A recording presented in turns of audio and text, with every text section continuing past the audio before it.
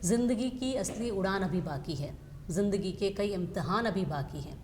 अभी तो नापी है मुट्ठी भर ज़मीं, मेरा तो पूरा आसमान अभी बाकी है। ये पंक्तियाँ हमारी आज की नन्ही गेस्ट पे पूरी तरह से सटीक रहती है। हमारी नन्ही गेस्ट जिन्होंने NCSC में अपने प्रदेश का प्रतिनिधित्व किया, कैसी है उनकी जर्नी, कैसी रही, किस तरह से वो यहाँ तक पहुँची, आइए उनसे बात करते हैं। रैना भाटिया जी, बहुत बहुत स्वागत है आपका हमारे चैनल पे। धन्यवाद। हाँ रैना, अपनी जर्नी, अपनी यात्रा के बारे में खुल के हमें बताइए कि कहाँ से शुरुआत हुई, किस तरह से हुई और आज भी जो आपने अचीव किया है उसको किस तरह से फील करते हो आप, बोलिए। तो पहले तो मैंने मेरे इसमें पार्ट लेने से पहले मेरी बहन भी इसमें पार्ट ले चुकी है, उर्मी भाटिया। तो उसने इसमें पार्ट लिया था और मैंने उसे काम करते हुए देखा कि वो कैसे काम कर रही थी, कैसे वो फाइल बना रही थी, कैसे रिपोर्ट बना रही थी। मैंने उसको काम करते देखा और लेकिन वो रीजनल लेवल तक ही जा पाई, उससे आगे नहीं जा पाई। तो जहाँ तक हमें पता था कि उसने तो बहुत मेहनत की, उसने बहुत काम किया, लेकिन वो आगे नहीं जा पाई। तो उसने वापस घर पे आके हमें बताया कि उसकी क्या क्या कमियां रह गई थी, उसने क्या क्या गलतियां की, और उसने मुझे कहा कि इस बार तू लेना और ये गलतियां मत करना। तो उसके लिए इस साल मैंने लिया और उसने मुझे पूरा गाइड किया। मुझे पूरा गाइड मेरी बहन ने, मेरे पापा ने और मेरी मम्मी ने, इन तीनों ने मुझे पूरा गाइड किया। मेरी बहन ने मुझे बताया कि कैसे फाइल बनानी है, कैसे चार्ट बनाना है, और पूरा इंस्ट्रक्शन उसने ही मुझे पूरे दिए थे। इस चीज़ की मतलब शुरुआत साइंस फेयर से हुई है, शायद आपके स्कूल में ऑर्गेनाइज हुआ था। किस तरह से रहा, पहला प्रोजेक्ट आपने क्या बनाया, आपके टीचर्स कौन से जिनका आपको अच्छा गाइडेंस मिला या अच्छा सपोर्ट मिला? हमारे गाइड टीचर थे वैशाली मैम, उनका नाम था, और उन्होंने हमें पूरा गाइड किया।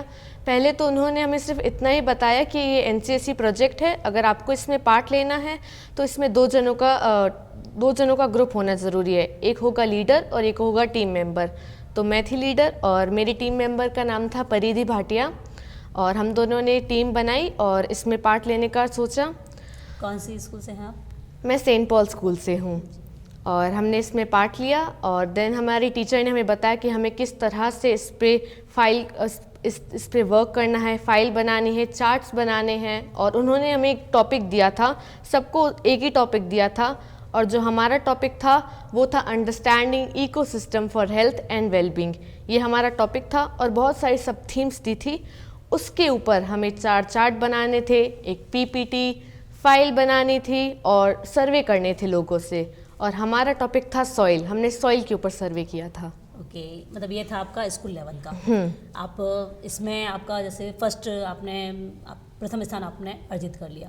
उसके बाद नेक्स्ट स्टेप था आपका जोधपुर का रीजनल लेवल के लिए हम जोधपुर गए थे। और हमने वहाँ जाके अपना प्रोजेक्ट उनको बताया, जजेस को, और हमने उन्हें बताया कि हमने किस तरह से काम किया, हम कहाँ कहाँ गए। लगा नहीं कि जैसलमेर से जब जोधपुर जा रहे हैं तो जोधपुर थोड़ी ज़्यादा डेवलप सिटी है, वहाँ के हम इमेज कर सकते हैं कि वहाँ के स्टूडेंट ज़्यादा थोड़ा सा फॉरवर्ड होंगे या हम लोगों से ज़्यादा मे बी इंटेलिजेंट हो सकते हैं। हालांकि किसी सिटी से कोई डिपेंड नहीं करता है इंटेलिजेंस का, लेकिन फिर भी खुद को ही लगता है कि हम जैसलमेर से हैं, वो लोग जोधपुर से, उनके पास कुछ एक्स्ट्रा ही होगा। तो ऐसा कुछ डर नहीं था?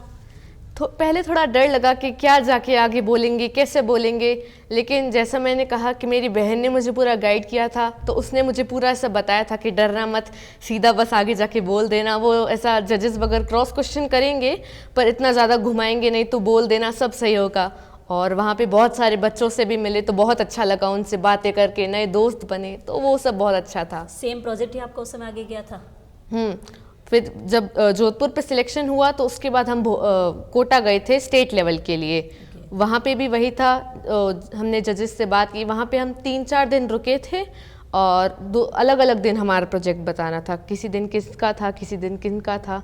तो फिर हमारा जिस दिन डेट थी प्रोजेक्ट की, हमने जजेस के सामने अपना प्रोजेक्ट प्रेजेंट किया, उन्हें बताया।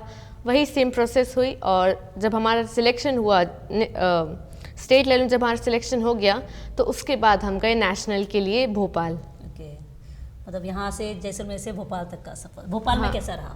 भोपाल में बहुत अच्छा रहा, बहुत सुंदर जगह है वो। वहाँ पे हमने बहुत सारी नई चीज़ें सीखी, बहुत सारे नए जजेस से मिली। मैं वहाँ के CM से भी मिली, हमने उनसे बातें की, उन्होंने हमें बहुत सारी नई नई चीज़ें सिखाई। और भोपाल में हम 8 दिन रुके थे।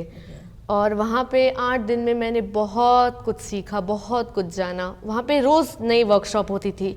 किसी दिन एस्ट्रोनॉमी की वर्कशॉप थी, किसी दिन खाने से रिलेटेड थी, किसी दिन मिट्टी से रिलेटेड थी, और भी हमने बहुत सारी चीज़ें की। वहाँ पे भी मेरे बहुत सारे नए दोस्त बने थे। जी, वहाँ पे ये प्रोजेक्ट आपका आगे रहा था, तो आपको क्वेश्चनिंग कैसी रही थी, या वहाँ पे आपको लगा था कि जो लेवल है वो कुछ ज़्यादा ही हाई लेवल हो गया, या मैं यहाँ तक मैनेज नहीं कर पा रही हूँ? वहाँ पे 800 बच्चे थे और वो हर स्टेट से आए थे, अलग अलग जगह से आए थे।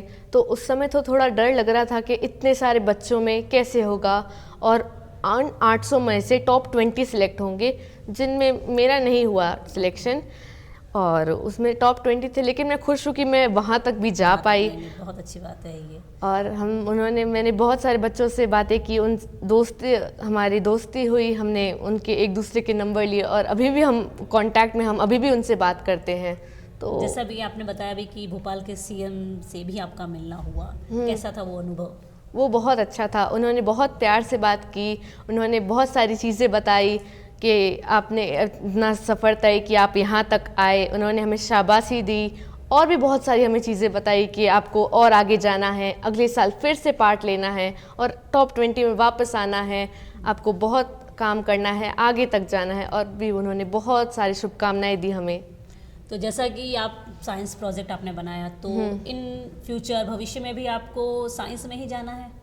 हाँ, या इसमें कि ही ये सब जाना मेरा है। इंटरेस्ट था अब तक और आगे नहीं साइंस सब्जेक्ट नहीं लेने वाली हूँ? नहीं, पहले तो इस चीज़ में इतना कुछ था नहीं, लेकिन जब से इसमें लिया और इस चीज़ को जाना, तो और ये दिलचस्प लगने लगा, और अब सोचा है कि इसमें ही आगे जाएंगे।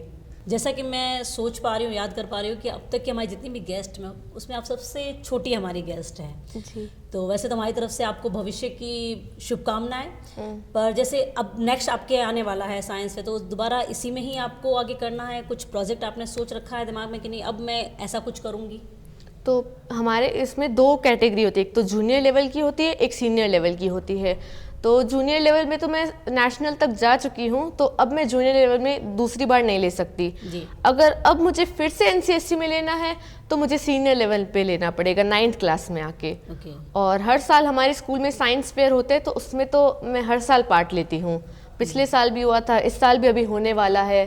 25 जनवरी को है, हर साल होता है। और उसमें भी हमें एक थीम दे देते हैं, सब्जेक्ट देते हैं, साइंस, मैथ्स और एसएसटी, और उससे रिलेटेड हमें 3D प्रोजेक्ट बनाना होता है और शो करना होता है। जैसे इस बार जैसे आपने कहा कि अब आप नहीं ले पाएंगे पार्ट, अब 9th में होंगे तभी आप लेंगी। जी। तो अब जो अपने से आपके जो जूनियर होंगे, अब जो पार्टिसिपेट कर रहे थे, जूनियर ग्रुप युवा, तो उन्हें आप अपनी तरफ से क्या सजेशन देना चाहेंगे कि किस तरह से वो अपना वर्क करें? मैं उन्हें बस यही कहना चाहूँगी कि आप हताश ना होएं, और अगर कोशिश करते रहें, अगर आप मेहनत करते रहेंगे तो आप ज़रूर आगे तक जाएंगे।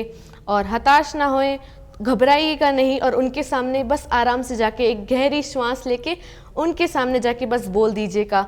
वो आपसे थोड़े बहुत क्रॉस क्वेश्चन करेंगे, लेकिन ज़्यादा आपको घुमाएंगे नहीं। आप उनसे आराम से बात कीजिएगा, ऐसा ही समझिएगा कि आप खुद से ही बात करें, आप आईने में देख के खुद से बात कर रहे हैं। बस उनसे बात करिएगा और आराम से अपना प्रोजेक्ट बता दीजिएगा। बहुत आसान रहेगा और बहुत मज़ा भी आएगा। जब आप कंप्लीट कर लोगे ना, उसके बाद जो खुशी मिलती है ना, उसका अलग ही आनंद होता है। हमारी नन्ही सी गेस्ट ने बहुत ही अच्छे आपको सजेशन दिए हैं कि इन फ्यूचर आप भी अगर पार्टिसिपेट करना चाहें तो किसी चीज़ में घबराहट ना रखें, थोड़ा सा रिलैक्स हो जाए। कभी लगे भी घबराहट तो जैसा उन्होंने कहा, लंबी सांस के साथ आप खुद को रिलैक्स कर सकते हैं। तो प्रहनाद भाटिया, बहुत ही अच्छा आपने बताया अपने प्रोजेक्ट के बारे में, अपनी अब तक की यात्रा के बारे में। हमारी टीम की तरफ से आपको भविष्य की हार्दिक शुभकामनाएं। धन्यवाद। और जिस तरह से आप टॉप 20 में आते आते रह गई, तो अब नेक्स्ट टाइम जब आप कोशिश करें तो हम आपके टॉप 20 में सेलेक्ट होने के बाद आपका इंटरव्यू लें, यही हमारी कामना है। बिल्कुल, मैं भी यही चाहती हूँ। धन्यवाद। जी, थैंक यू।